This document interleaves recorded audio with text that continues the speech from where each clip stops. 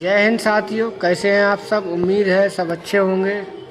कुछ लोगों की ये कमेंट था कि सर सहारा से भी जो विवाद चल रहा है इसका क्या मामला है, पूरा विवाद का कुछ डिटेल हमको दीजिए। तो चलिए आज हम आपको उसी तरफ लेकर चलते हैं दोस्तों कि कंपनी में ये शुरुआत क्यों हुई, सहारा से भी विवाद को लेकर कैसे क्या क्या हुआ, आज हम आपको पूरी जानकारी देना चाहेंगे। उसके लिए आप हमारी वीडियो में शुरू तक आखिर तक बने रहिए और वीडियो अगर अच्छा लगे तो वीडियो को लाइक और शेयर कीजिए और प्लीज़ चैनल पर अगर नए हैं तो चैनल को सब्सक्राइब कीजिए। इसी तरह से हम आपको वीडियो बनाकर दिखाते रहेंगे।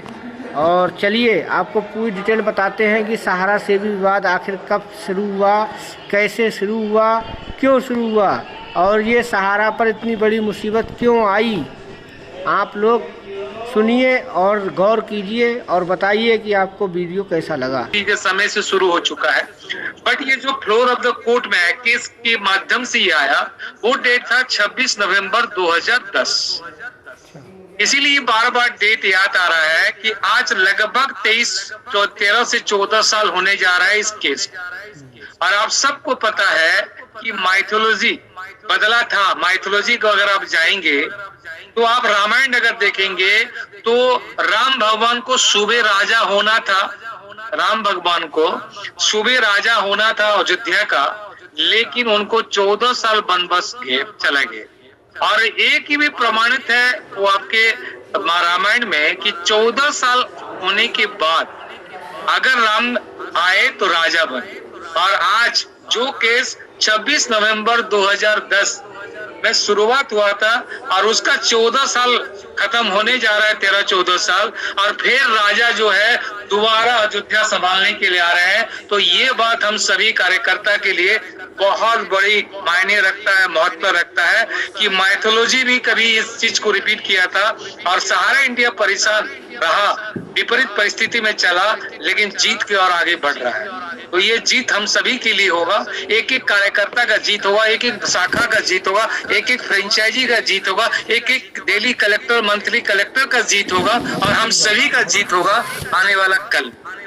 मैं इसीलिए आपको याद कराया कि बस ये केस सहारा सेबी का विवाद 26 नवंबर 2010 को शुरुआत हुआ था। सेबी के द्वारा प्रोहिबिटरी नोट इशू किया था 2 कंपनी में 6 स्कीमों।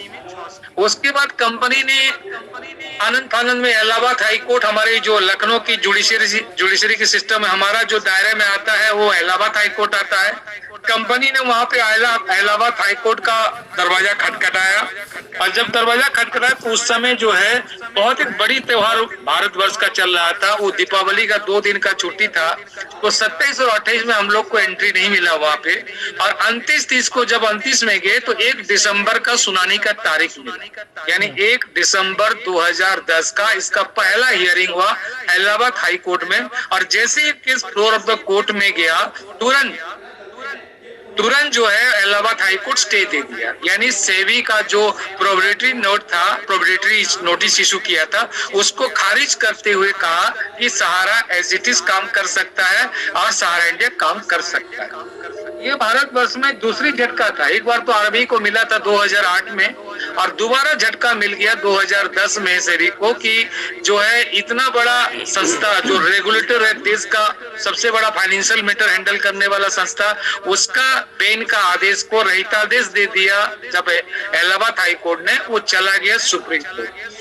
सुप्रीम कोर्ट में इसका पहला सुनानी होता है और तारीख भी होता है, एक अच्छा तारीख है 11 फरवरी 2011 को ये पहला लिस्टिंग होता है। 11 फरवरी 2011 को ये केस सुप्रीम कोर्ट में आता है। इसमें सबसे गौर करने वाली बात है, जो हमारे ये सुन रहे हैं और जितने लोग हमारे जूम के मंच पे हैं, इसमें गौर करने वाली बात है, जब सहारा को पार्टी बनाया गया सुप्रीम कोर्ट में सेबी के माध्यम से, तब सहारा इंडिया विनम्र से, हमारे जो उस समय के जो वकील थे माननीय रविशंकर प्रसाद जी भी थे शुरुआत में, फिर राम जेठमलानी जी भी देखे, बाद में अशोक मनु सिंघवी भी इसको देखे, बाद में जो है उसको बाद कपिल सिब्बल जी देखे, करुणेश ये आपका जो है अगस्ती साहब भी देखे, बहुत सारा एडवोकेट यानी वकील इसमें काम किए। लेकिन शुरुआत में रविशंकर प्रसाद जो नया के law minister, x law minister थे, उस समय बीजेपी सरकार नहीं था, तो वो सुप्रीम कोर्ट में लॉयर थे, तो वो सहारा का केस देखे। इनके माध्यम से माननीय सहारा श्री महोदय जी उनको 2 सवाल सुप्रीम कोर्ट में पूछे थे, जो आज तक उसका निर्णय नहीं है। 14 साल में भी उसका निर्णय नहीं मिला। सहारा श्री वकील के माध्यम से वहां पूछे थे कि सहारा जो हम वेब सीडी लाए, इस वेब सीडी में हम आज से काम नहीं कर रहे हैं, वर्ष 98 से काम कर रहे हैं। आप सभी को याद हुआ, पुराने कार्यकर्ता हैं, सहारा इंडिया परिवार पहली बार वेब सीडी के माध्यम से आपको सहारा जो है 14 स्कीम लाया था, जो 14 साल में 7 को। उसी समय से वेब सीडी में हम लोग काम कर रहे हैं, यानी 98 से वर्ष 2010 देखे तो 12 साल पहले काम कर रहे हैं। तब सहारा श्री महोदय ने अपनी वकील के माध्यम से एक सवाल पूछा गया सुप्रीम कोर्ट में कि आप आइडेंटिफाई कर दीजिए हमारा रेगुलेटर को। अगर हमारा regulator ministry of corporate affair है तो हम उसका बात तो मान रहे हैं। हर तीसरे महीने में DHRP हम लोग कस्टमर का डिटेल सबमिट कर रहे हैं, बैलेंस शीट हम सबमिट कर रहे हैं। अगर आप निर्णय देते हैं कि हमारा सेबी ही हमारा नियामक है या रेगुलेटर है, तो ठीक है, हम सेबी जो बातें कह रहा है, सेबी जो विषय मांग रहा है, सेबी जो बातें कर रही है, वो बातें हम सेबी का माने। बट आप निर्णय तो दो, क्योंकि 1998 से मैं MCA से परमिशन लेके सहारा इंडिया कमर्शियल कॉर्पोरेशन से शुरू करते हुए रियल एस्टेट हाउसिंग में हम वेब सीरीज कर रहे हैं, DHRP हम सबमिट कर रहे हैं कोर्ट पे, और ये MCA में हर तीसरे महीने बैलेंस शीट हम सबमिट कर रहे हैं, बैलेंस शीट वेरीफाई करके हम प्रकाशन भी कर रहे हैं खबर कागज में। उसके बावजूद अगर आज आप कहते हैं, ये बता दीजिए कि हम आपके बात मानने के लिए तैयार हैं, आप कह दीजिए कि हमारा जो है सेबी हमारा नियामक है, तो सेबी से बात कर लेंगे, सेबी जो कहेगा वही सुनेंगे, सेबी जैसा बोलेगा ऐसा करेंगे। लेकिन अभी तक 13 साल कंप्लीट होने के बावजूद अभी तक सुप्रीम कोर्ट में निर्णय ये नहीं दे पाया कि ये है। अब जब निर्णय देने के लिए जस्टिस केसी कावड़िया जी को उस समय समस्या उत्पन्न हुई थी, तो ये भेज दिए थे, वो आपका जो है सोलिसिटर जनरल ऑफ इंडिया और additional solicitor general of India, यानी उस समय जो न्याय के सर्वोच्च लॉ ऑफिसर ही बोले या लॉ का सबसे जानकार व्यक्ति, जो संविधान का जानकार रखने वाले व्यक्ति, जो भारत सरकार के द्वारा अपॉइंटमेंट होते हैं, उनको है जो उनको पास भेज दिया, जो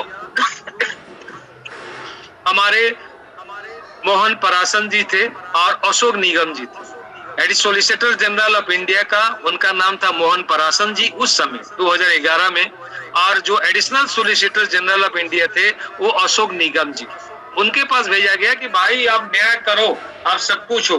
तब 2 महीने का समय ये लोग लिए थे, सारे एनेक्सचर को पढ़ते हुए जो धारा में सहारा काम किया, सहारा का जो दावा कह रहा है, सेबी जो कह रहा है प्राइवेट प्लेसमेंट का नियम 49 लोग होंगे तो सेबी का परमिशन नहीं, मोर देन 49 लोग हो जाएंगे तो सेबी का परमिशन दे। जितनी प्रकार का तथ्य सेबी ने दिया और जितने प्रकार तथ्य हमने दिया सेबी को, वो देखने के बाद वो लोग रिटन स्टेटमेंट विद एफिडेविट दिए और कहे कि जो है सहारा सही सेबी गलत, यानी सहारा जो कह रहा है वो सही है और सेबी जो कह रहा है वो गलत। इस बात को देखिए कितना कंट्रोवर्सी था उस समय, कितनी कंट्रोवर्सी था यूपीए सरकार में। ये बात भी कहीं कोर्ट मानने के लिए नहीं हो पा रहा था कि इसको डिसीजन बता दिया गया था कि तुम सहारा को परेशान करो, सहारा को ऐसा करो कि सहारा बंद हो जाए, सहारा को परेशान करो। उस चलते में उस समय जज में उसी दिन खारिज कर देना चाहिए था ये केस को, लेकिन वो खारिज नहीं किया। खारिज ना करते हुए क्या कहा कि ये जो additional solicitor general of India, solicitor general of India ये जो लिखित दिए हैं, इसमें आख्या मांगा उस समय मिनिस्ट्री ऑफ कॉर्पोरेट अफेयर। बढ़िया से समझिएगा, आपको इसको समझना बेहद आवश्यक है। जिस समय हमने क्या डिमांड करने गए थे कि हमारा रेगुलेटर कौन है बता दीजिए, आइदर सेबी आइदर एमसी है। एमसी के बात हम मान रहे हैं, अगर सेबी बोलेंगे तो सेबी की बात मानेंगे। आप उसको समझ में नहीं है जस्टिस केसी कावड़िया को, वो भेज दिया जो है न्यायपीठ के पास, जो solicitor general of India Mohan Parasaran और additional solicitor general of India Ashok Nigam ji. Ashok Nigam ji 2 महीना समय लिया और लिख के दिए कि सहारा जो कह रहा है सही है, सेबी जो कह रहा है गलत है। आप फिर कंट्रोवर्सी हो गया, आप फिर बोला कि नहीं इसको आख्या मांगिए, कौन, मिनिस्ट्री ऑफ कॉर्पोरेट अफेयर को। तो मिनिस्ट्री ऑफ कॉर्पोरेट अफेयर के पास गया, उस समय मंत्री थे बीरप्पा मोइली जी, यानी एमसीए का मंत्रालय संभालते थे, कैबिनेट मिनिस्ट्री, वो बीरप्पा मोइली जी। और बीरप्पा मोइली जी के पास जब गए तो वो लिखित दिए, I agree with the Solicitor General of India. I agree with the Additional Solicitor of General of India. यानी वो भी कहे कि सहारा जो कह रहा है सही, सेबी जो कह रहा है गलत। बट वो मानना नहीं था, तो पॉलिटिकल एजेंडा था, उसको तो मानना नहीं था, क्योंकि पी चिदम्बरम और बाकी लोग पीछे लगे हुए थे, भाई तुम मानना नहीं है, तो भी हाथी का 5 पैर बोला। अरे मानो जब उसका प्रमाण होगा, प्रमाण कैसे होगा, हम तो मेरे आंख में 5 पैर दिखाई दे रहा है। उसी प्रकार का सवाल उस समय था, जो है वो मानना नहीं था। जब मानना नहीं था तो केस आगे बढ़ गया, आगे आगे चलते गया। उसके बाद जो है माननीय सहारा श्री का फिजिकल अपीयरेंस हो गया डेट 26 फरवरी को। उसी बीच में जो है 31 अगस्त 2012 को सुप्रीम कोर्ट अपना निर्णय दे दिया। सुप्रीम कोर्ट निर्णय दिया, जो सुप्रीम कोर्ट ने डिसीजन दिया, उस डिसीजन को वो 41 दिन होल्ड किया। यानी वो डिसीजन हो गया था कोर्ट में, लास्ट हियरिंग होने के बाद उस समय जस्टिस केसी कावड़िया ने कहा कि हमने इसको होल्ड कर रहा, रिजर्व कर रहा हूं। और उसके बाद वो 41 थी, 31 अगस्त के दिन में इसका सुनवाई दिया। और सुनवाई में मुख्य विषय ये था कि सहारा और सेबी के विवाद में जो है ये निर्णय आया कि सहारा जो 2 स्कीमों में, 6 स्कीमों में रियल एस्टेट हाउसिंग 2 कंपनी के तहत जो पैसा उठा है, उसमें 15% इंटरेस्ट जुड़ा के लगभग 24,760 करोड़ 25,000 करोड़ के आसपास जो अमाउंट है वो सेबी को दे देना है। और सेबी उसको वेरिफिकेशन करके आइदर डिपोजिटर है या फिक्टियस है, ये देखते हुए सेबी उसका भुगतान करेगा। आप इस बात को समझने की कोशिश करिए, सब पूरा रूप बताएंगे क्यों ये कहा, ये आया, कैसे डिसीजन आया, वो बहुत लंबी कहानी होगा, उसमें बहुत सारा मैटर होगा कि सेबी ने क्या कहा, किस लिए हुआ, सब बात। अब ये जो निर्णय आया, उस निर्णय के बाद जो है इसको सहारा इंडिया मानते हुए इस बात को लेके जो है 127 लॉरी यानी 127 ट्रक डॉक्यूमेंट भेजते हुए नवंबर का महीना में देते हुए सेबी को दिसंबर का फर्स्ट में 1 दिसंबर को 5,120 करोड़ देता है। 5,120 करोड़ नगद उस सेबी को देता है कि 2,620 करोड़ भुगतान के लिए और 2,500 करोड़ अपफ्रंट केस है, जो केस आप कहीं अगर कम बेसी होगा तो उसका इस्तेमाल कर लीजिएगा। और 2,620 करोड़ के दोनों मिला के 5,120 करोड़ दिया गया। सेबी ने कहा कि नहीं, हम ये पैसा हम नहीं लेंगे। हमको सुप्रीम कोर्ट कहा है कि 24,760 करोड़ लेने के लिए हम 5,120 करोड़ क्यों नहीं। और इसके अगेंस्ट में वो एक कंटेम्प्ट ऑफ कोर्ट यानी कोर्ट का अवमानना मानते हुए सुप्रीम कोर्ट में एक केस दायर कर दिया कि Subroto Rai ji contempt of court हो रहे हैं, वो कोर्ट का अवमानना कर लीजिए। 25,000 करोड़ जगह में 5,120 करोड़ दिए, इसके लिए उनके ऊपर कंटेम्प्ट ऑफ कोर्ट, उस समय कोर्ट कंटेम्प्ट ऑफ कोर्ट भी चालू हो गया। चालू होने के सिलसिले में माननीय सहारा श्री को फिजिकल अपीयरेंस के लिए 26 फरवरी को बुलाया गया बस 2014 को। और अपनी मां का हेल्थ के कारण सहारा श्री पहुंच नहीं पाए थे और वो जो है 28 तारीख को इशू कर दिया, नॉन अवेलेबल वारंट इशू कर दिया। और 4 मार्च को माननीय सहारा श्री जाते हैं सुप्रीम कोर्ट में। पहले कोई काली फेंक देता है, उसके बाद वो सुप्रीम कोर्ट में जाते हैं तो उनको माननीय सहारा श्री महोदय को जुडिशियल कस्टडी में भेज देता है। वो भी जो है किसी नियम कानून पे नहीं, क्योंकि कोई नियम कानून पे नहीं था। आपको बता दो एक घटना और भी जान लीजिए, वो आपको एक समय पे बात करने में काम आएगा। जानना बहुत आवश्यक है, काम आएगा नहीं आएगा वो अलग बात है, बट जान लेना बेहद आवश्यक है। जो 4 मार्च का जो हियरिंग सुप्रीम कोर्ट में हुआ था, ये पहली बार है भारत वर्ष में 141 धारा में किया गया, 141वां धारा।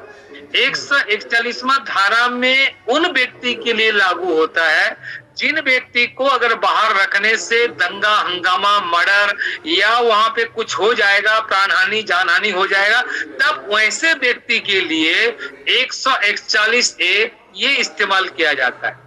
जबकि सहारा सिंह स्वयं गए, सहारा सिंह सारे बातें को रखे, उनके लिए 141 जारी हो गया। 141 जो है वो धारा पे शुरू कर दिया गया। क्यों शुरू कर दिया गया? 141 धारा कहता है कि कोई लॉ की किताब काम नहीं करेगा। 141 में प्रेजेंस ऑफ माइंड लगा के जो जजमेंट देगा वो ही कानून। इसके लिए कानून कोई आईपीसी कोई धारा नहीं। अगर उस दिन जो जज डिसीजन देगा वो जज सर्वे सर्वा होगा, यानी सबसे महत्वपूर्ण वही है। और उस दिन वो जो डिसीजन होगा ये कानून की किताब में है या नहीं है, या वो किसी आईपीसी के अंदर में आता है या नहीं आता है, उसका कोई मतलब नहीं है। वो जो न्याय जो जजमेंट देगा वो आपको मानना पड़ेगा, यानी पत्थर का लकीर। जिसके कारण से वो जुडिशियल कस्टडी दिया, वो भी तिहाड़ में दिया। और ये सब को समय बिताते हुए माननीय सहारा श्री 2 साल 2 महीना 2 दिन के बाद माननीय सहारा श्री महोदय जी तिहाड़ की जुडिशियल कस्टडी से वो पेरोल में आते हैं। जबकि उनके मां छवि राय जी का देहांत हुआ था। उनको बड़े पुत्र होने के लिए उनको पहला 15 दिन के बाद फिर आगे बढ़ता चला गया और अभी तक माननीय सहारा श्री पेरोल में है। अब इस बातें को समझने के लिए मैं कहा कि जिस समय केस लड़ाई हुआ था इलाहाबाद हाईकोर्ट में 26 नवंबर 2010 में, उस समय 2 लोग थे, एक सहारा और एक सेबी। यानी न्यायालय में सर्वोच्च न्यायालय भारत देश की सुप्रीम कोर्ट वो निर्णय देंगे, डिसीजन देंगे। और हम लोग 2 पार्टी हैं, एक सेबी एक सहारा। और एक सेबी की तरफ से अरविंद दत्तार जी लड़ रहे थे, वो अपॉइंटमेंट लॉयर है, तो बाहर से हायर नहीं कर सकता सेबी। वो अपॉइंटमेंट किसी को अपॉइंट करता है सैलरी बजट में और वो लड़ता है। और सहारा की तरफ से लॉयर थे रविशंकर प्रसाद जी, राम जेठमलानी जी थे, उसके बाद अशोक मनु सिंघवी जी थे, उसके बाद कपिल सिब्बल, उसके बाद राजीव धवन, उसके बाद बहुत सारे लॉयर सहारा इंडिया परिवार के तरफ से थे। क्योंकि अपॉइंटमेंट वो प्राइवेटली जो है हायर किया जाता है। और सेबी जो है एक ही वकील रखा है शुरू से लास्ट तक, अरविंद दत्तार जी, क्योंकि वो अपॉइंटेड लॉयर होते हैं, तो उनका केस वो लड़ रहे हैं। अब धीरे धीरे जब समय आगे बढ़ा, जबकि सुप्रीम कोर्ट में जो 31 अगस्त 2012 का डिसीजन दिया था सुप्रीम कोर्ट, उसमें जैसा आपको मैंने पहले बताया कि प्रिंसिपल अमाउंट उसमें 15% इंटरेस्ट मिला के 24,760 करोड़ सेबी को देना, सेबी भुगतान करे, सेबी वेरिफिकेशन करे। उसी जजमेंट में 269 पेजेस के जजमेंट पे लिखा हुआ था अगर सेबी अगर किसी कारण से वेरीफाई नहीं कर पाता है, यानी वेरिफिकेशन नहीं कर पाता है जमाकर्ता का, या जमाकर्ता का भुगतान नहीं कर पाता है और वेरीफाई कर लेता है डिपॉजिटर्स का, उस परिस्थिति में सहारा के द्वारा जमा की गई रकम की जो पेमेंट नहीं हुआ होगा वो धनराशि बैंक सूद के साथ, यानी बैंक का सेविंग अकाउंट का इंटरेस्ट के साथ सहारा को बाइज्जत वापस कर दिया। बट सेबी इस विषय में कहीं ना पिटिशन दे रहा था, ना वो हमारे पिटिशन में सुनवाई हो रहा था, कुछ नहीं हो रहा था। उस बीच में सरकार को आना जरूरी था, क्योंकि एक रेगुलेटर भारतवर्ष का रिजर्व बैंक के बाद सबसे बड़ा रेगुलेटर कोई है तो सेबी है। सेबी एक देश का बहुत बड़ा रेगुलेटर है, शेयर मार्केट ऑपरेट करता है, म्यूचुअल फंड ऑपरेट करता है, वो देश का बहुत बड़ा जो है कानूनी प्रक्रिया को देखता है, नियम कानून को, फाइनेंशियल मार्केट को। और सहारा इंडिया देश में 12 लाख कार्यकर्ता, और उन 12 लाख के कार्यकर्ता में 5,000 ऑफिसेस में सहारा इंडिया परिवार जो 1978 से लेके काम कर रहा था, दोनों अपने अपने जगह में मजबूत।